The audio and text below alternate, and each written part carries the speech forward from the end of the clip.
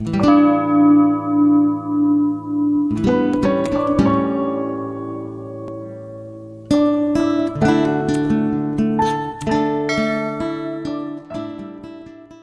bagi kita semuanya.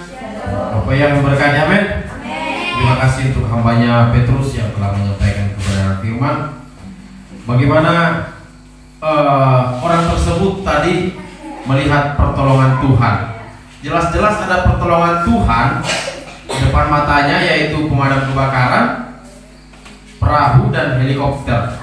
Tapi dia tidak menyatakan itu pertolongan Tuhan, karena dalam pikirannya sendiri pertolongan Tuhan adalah langsung dari atas. Nah, saudaraku yang kekasih, firman hari ini, pada malam hari ini yang telah diberitakan kepada kita, bagaimana orang Farisi berdoa dengan membanggakan dirinya.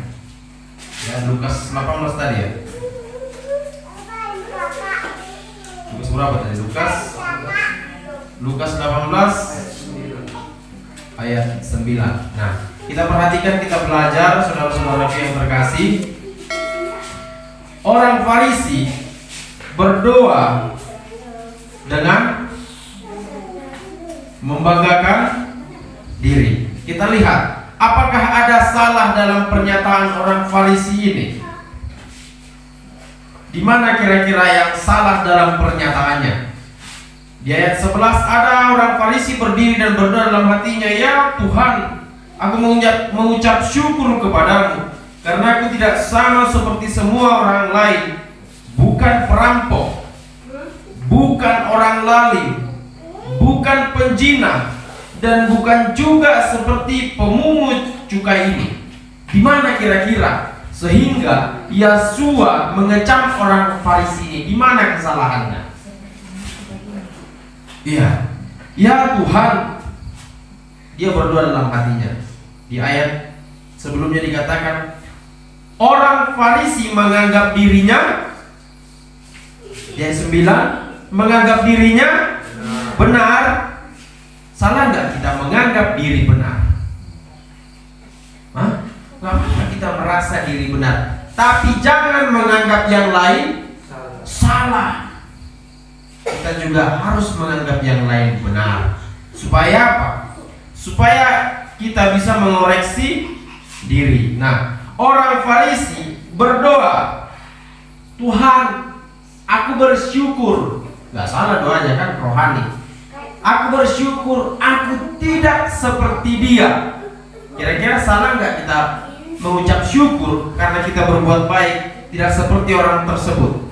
Kita melihat orang jahat, seorang pembunuh, lalu kita bersyukur, "Tuhan, aku bersyukur aku tidak punya hati seperti dia." Kita salah enggak? Hah? Enggak salah. Lalu kenapa Yesua mengecam orang Farisi tersebut? Karena dia berdoa untuk menunjukkan kebaikannya. Nah, saudaraku, kita pernah belajar bahwa kita boleh berbuat baik, tapi jangan mempunyai motivasi yang lain. Ya, kita boleh melakukan kebaikan kepada orang lain, tapi jangan diketahui tangan kirimu. Tapi Tuhan juga berfirman, "Hendaklah kebaikanmu diketahui semua orang." Berkali-kali saya bilang, bagaimana caranya supaya semua orang mengetahui kebaikan kita? Yaitu berbuat baiklah kepada setiap orang dengan diam-diam. Dengan demikian semua orang mengetahui kebaikan kita. Amin. Ya. Banyak orang melakukan kebaikan hanya untuk cari nama. Apalagi bentar lagi 2024 pemilihan. Ya kan? Banyak sumbangan ke gereja-gereja, banyak bantuan. Ya. Seringkali 5 tahun sekali banyak sekali orang berbuat baik.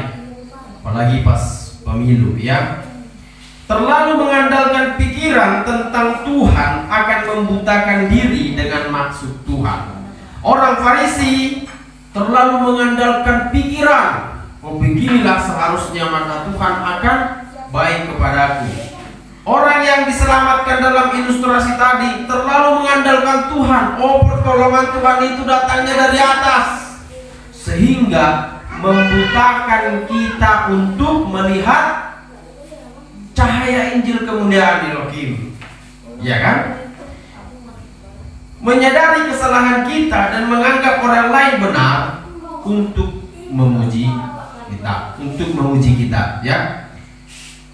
Orang Farisi tadi, orang pemungut cukai tadi berdoa, bahkan dia tidak berani menengadah, melihat ke atas.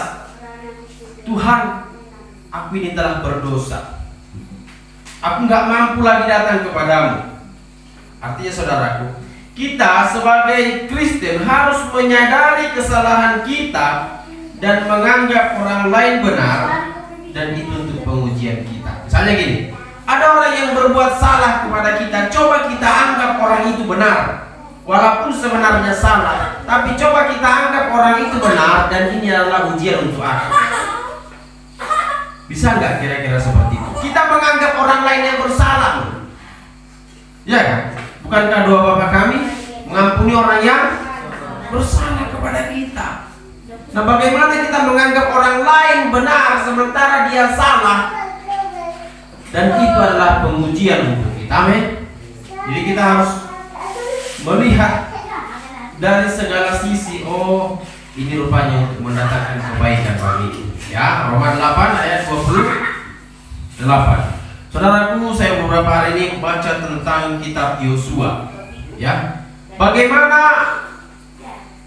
orang dalam ilustrasi tadi bisa melihat pertolongan Tuhan karena dia tidak membuka mata rohaninya. Ya, Yosua saat dia udah menyeberang sungai Yordan, ya kan? Yosua sudah menyeberang sungai Yordan, dia telah membuat tanda. Ya, Yahweh berfirman, Yosua ambil 12 batu dari setiap suku, taruh tanda di sini. Nanti kalau anakmu tanya, apa gunanya itu bagimu? Ya, katakan di tempat ini pernah terjadi mujizat.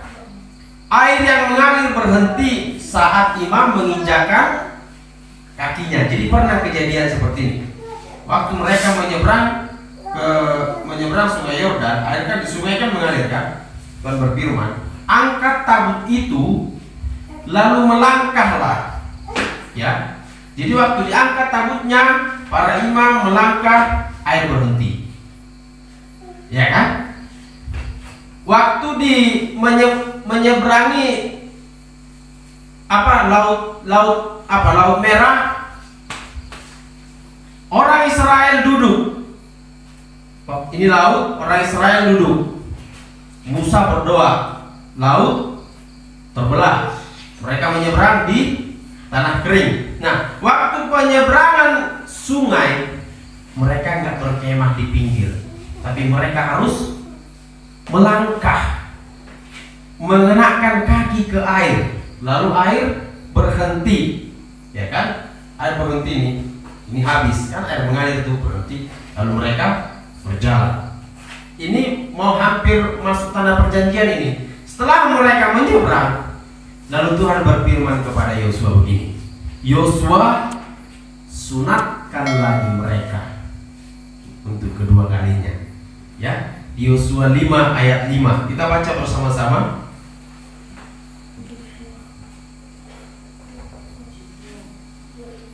Yosua 5 ayat 5. Ya, ini intinya aja. Sebab semua orang yang keluar dari Mesir itu telah bersunat, tetapi semua orang yang lahir di padang gurun dalam perjalanan sejak keluar dari Mesir belum disunat. Nah, waktu perjalanan menuju tanah yang dijanjikan Tuhan, banyak orang yang dahulu dari Mesir udah meninggal di perjalanan. Ya, mereka yang meninggal adalah yang udah tua-tua. Sementara di Mesir kan mereka sudah disunat nih. Di perjalanan ada yang lahir, mungkin saking asiknya lupa dengan sunat menunya, atau nggak tahulah gara-gara apa. Tapi yang pasti mereka yang hidup pada saat itu banyak yang tidak disunat. Ya. Jadi intinya saudara yang terkasih, untuk menuju tanah perjanjian yang dijanjikan Tuhan harus tetap disunat. Apa maksudnya? Harus tetap kita membuang apa yang tidak perlu dari kehidupan kita untuk kita melihat janji Tuhan. Ya, tanah Kanaan itu janji Tuhan.